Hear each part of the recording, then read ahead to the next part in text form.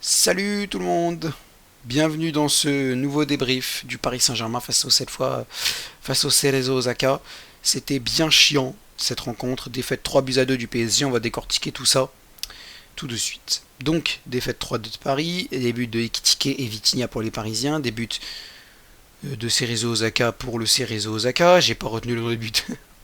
Si je crois qu'il y en a un c'est Watanabe, et un c'est Kitano, et le premier c'est Crooks. Bref, je sais plus. Mais en tout cas, Paris s'est incliné 3-2. Alors la composition d'équipe, j'ai pas vraiment compris. Il y en a qui disent que c'était un 4-3-3 avec Marquinhos à droite de la défense. Moi j'ai plutôt compris ça comme un 3-4-3 avec une charnière centrale à 3, Marquinhos, Skriniar, Danilo. Un milieu à 4, Zaire Emery à droite, à gauche Kurzawa et dans l'axe Ugarte Vitinha. Et en attaque Asensio à droite, et Ekitike dans l'axe et Garbi à gauche. Dans tous les cas, c'était un test. Parce que défense à 3 avec Enrique, je suis pas sûr qu'il utilise ça beaucoup. Lui, son style, c'est plutôt le 4-3-3 et j'en suis plutôt content. Bon, le problème a été quand même les erreurs défensives du Paris Saint-Germain. Il y a 3 erreurs qui entraînent 3 buts. Bravo les mecs.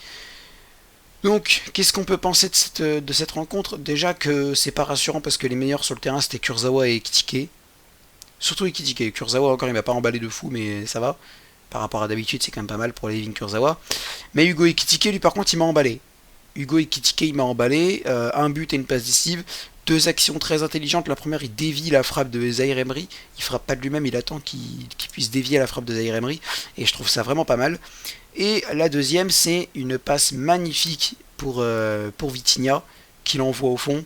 Donc vraiment sur ce match-là, il a été très bon. Alors il y a eu encore beaucoup de pertes de balles, hein, quand même de la part d'Ekitike et en fait de la part de toute l'équipe, clairement, de la part de toute l'équipe. Il n'y a pas de voilà. C'est comme ça, c'est comme ça. Mais en fait là, le problème c'est que on a un banc, on a un banc de remplaçants qui est très intéressant. Faut partir du principe que c'est pas cette compo là qu'on aura en Ligue 1, en Ligue des Champions lors des matchs officiels. Je pense que l'équipe sera Donnarumma dans les buts. À droite, Hakimi, à gauche, Mendes. La charnière centrale, ça va se jouer entre Skriniar, Hernandez, Danilo et peut-être Marquinhos sur certains points. Le milieu de terrain à 3, bah, pour le moment, c'est Verratti, Ugarte, Vitinha, je pense. Peut-être Zaire Emery aussi, ouais, Verratti, Ugarte, Zaire Emery, peut-être plutôt. On verra bien. Et l'attaque à 3, bah là, Asensio à droite pour le moment. Dans l'axe, visiblement Ekitike. Et à gauche, Neymar quand il reviendra de blessure, quoi. Voilà. Donc là, on a un banc des remplaçants, on a Kangin Lee. Après, franchement, bah, Kangin Lee et Asensio, pour moi, ça va pouvoir se jouer, hein. Pour moi, Kangin Lee et Asensio, ils vont pouvoir commencer. Après, on peut mettre Kangin Lee au milieu de terrain aussi, hein. Un milieu de terrain Verratti, Zaire Emery, Kangin Lee, moi, ça me tente. Moi, ça me tente, franchement. Mais dans tous les cas, on n'a pas un mercato suffisant, ça, c'est un fait. C'est un fait, et le problème, c'est que ça ne semble pas du tout déranger le Paris Saint-Germain, ce que je trouve vraiment scandaleux. Je dirais, les mecs, par exemple, je prends l'exemple de la piste Kane. Ça fait 8 ans qu'on nous dit le mec veut pas venir. Et ben le mec veut pas venir, lâche l'affaire. Passe sur Vlahovic, passe sur Højlund, passe sur Gonzalo Ramos.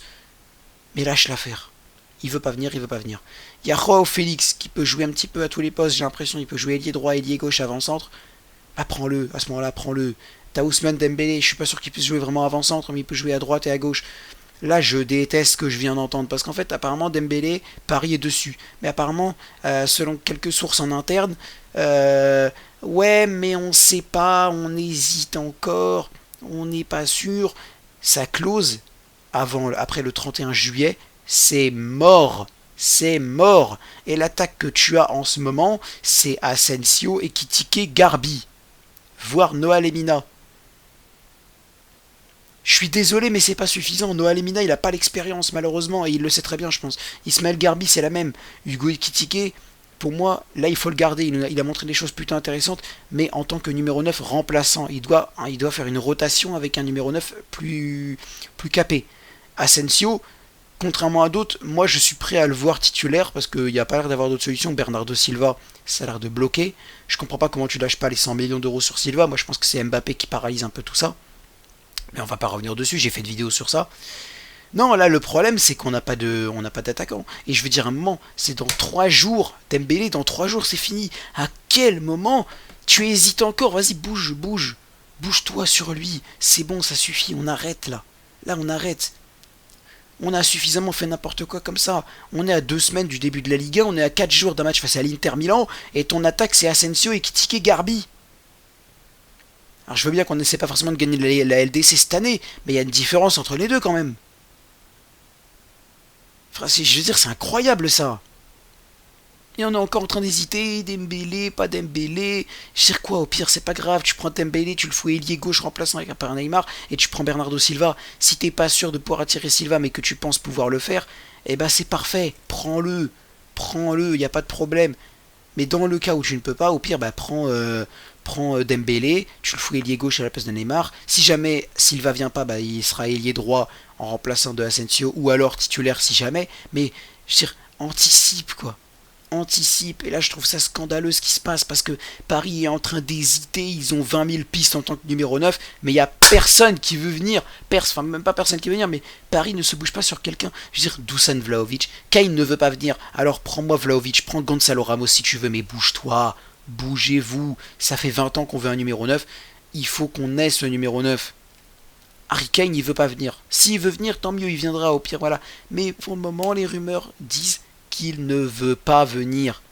Moi, j'en ai marre des joueurs qu'on fait venir par la force de l'argent à Paris. Il ne veut pas venir. Moi, je préfère encore un Lucas Hernandez né à Marseille qui a dit, ouais, il y a 5 ans, qui a 5 ans a dit, moi, je pourrais pas. Il a jamais vraiment craché sur le club. Il a juste dit, moi, je pourrais pas venir à Paris. Et là, il s'est excusé. Mais moi, je préfère encore ce type de joueur-là plutôt qu'un mec qui vient juste parce que l'argent est là. Je préfère encore un Lucas Hernandez né à Marseille que ça.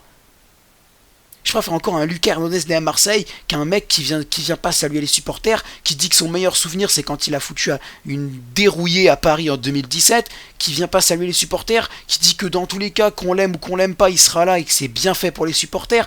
Vous préférez ce mec-là, mais Lucas Hernandez, je le prends 20 000 fois comparé à ce type-là. Oh, vous avez quoi comme mérite, les gars? Vous avez quoi comme... Je veux dire, le mec, il vient tranquillement vous cracher dessus en disant que vous l'aimiez ou que vous l'aimiez pas, de toute façon, il sera là et que vous avez qu'à... mais et que de toute façon, c'est bien fait pour vous. Et ça vous choque pas. Personne ne se dit, putain, mais il a rien à faire à Paris, ce gars. Non, ils ont laissé passer. Ça fait trop... C'est incroyable, ça. Avec ou sans amour, je serai là. C'est la deuxième fois qu'il le dit. Personne ne se dit, respecte-nous, mon ref.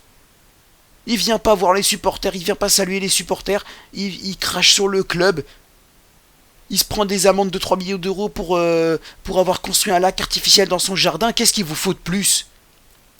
Qu'est-ce qu'il vous faut de plus? Moi, je préfère encore un Lucas Hernandez à ce mec-là, largement. Largement. Il y a un moment, il faut avoir un sens des priorités un peu plus élevé, quoi. Alors Harry Kane, il veut pas venir, c'est un très bon joueur, moi je le veux à 200%. Mais s'il veut pas venir, il veut pas venir. Terminé. C'est triste, c'est chiant, mais c'est comme ça.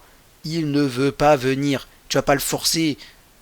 Vous avez entendu ce qu'il a dit au Dion Igalo, un joueur d'Arabie Saoudite qui joue à Al Hilal, je sais plus, ou à Al Nasser. Il a dit, on joue pas pour la passion, on joue pour l'argent. Ça vous inquiète pas, ça?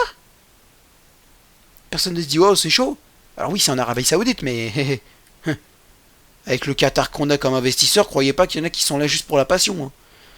Et Ekitike, il est là pour la passion. Mais Neymar... Permettez-moi d'en douter. Permettez-moi d'en douter. C'est tout. Voilà. Bon, bref, sur ce, je pense que... De toute façon, le truc qu'on peut... Là, aujourd'hui, là, on aurait pu faire mieux. Mais avec l'attaque qu'on a et le milieu de terrain qu'on a, je suis désolé, c'est pas forcément surprenant. On a des erreurs défensives, mais ça arrive à tout le monde de faire des erreurs défensives.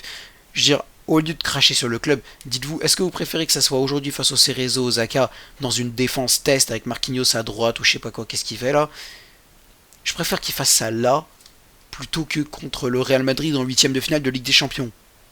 Il y a un sens des priorités à avoir, c'est tout. Je dis pas que c'était génial aujourd'hui, je me suis embêté, on va pas dire des gros mots. Je me suis carrément embêté devant ce match. Mais c'était un match test. C'était un match test. Si on avait une attaque Bernardo Silva, Kane, Neymar, oui, et qu'on avait proposé ça, oui, là, ça aurait été inquiétant. Mais notre attaque, c'est Asensio, Ekitike, Garbi. Et je pense que le plus inquiétant, c'est pas la performance qu'ils ont fournie aujourd'hui, mais plutôt le fait que, bah, justement, on n'est que à mettre. Il n'y a que eux qu'on puisse mettre. J'ai l'impression que ça choque personne. J'ai l'impression que les gens se concentrent plus sur dire ah, qui Asensio, Ekitike et Garbi sont mauvais. Est-ce que Ekitike et Garbi c'est des titulaires au PSG? Bien sûr que non. Asensio, il y a débat. Pour moi, Asensio, il y a débat. Il y en a qui seront pas d'accord avec moi, mais Asensio, il y a débat. Ekitike et Garbi, non. Ekitike a sa place en remplaçant, en rotation. Et Ismaël Garbi aussi.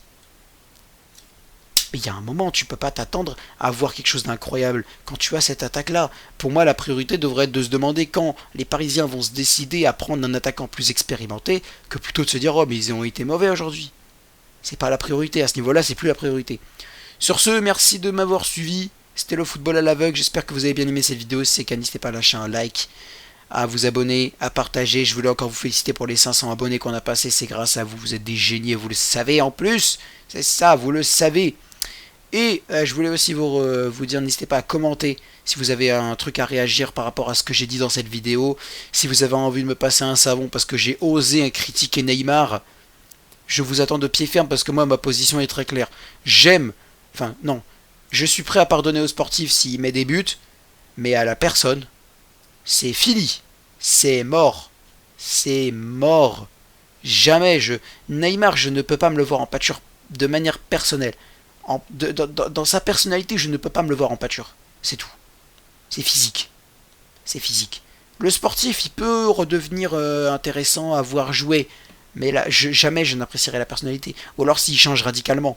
Il faudrait que tout d'un coup, il se mette à plus faire de soirées stupides. Il faudrait que tout d'un coup, il se mette à saluer les supporters à chaque match. Il faudrait que tout d'un coup, il déclare son amour aux supporters et qu'il dise je suis désolé pour les moments où vous avez pu me siffler, vous aviez raison. Je voudrais que après il se blesse moins, ça c'est pas de, je vais pas commencer à lui reprocher ses blessures, c'est pas de sa faute. Mais vous voyez ce que je veux dire. En termes de personnalité, je ne peux pas apprécier ce mec. C'est physiquement impossible. Et sur ce, merci de m'avoir suivi. À bientôt.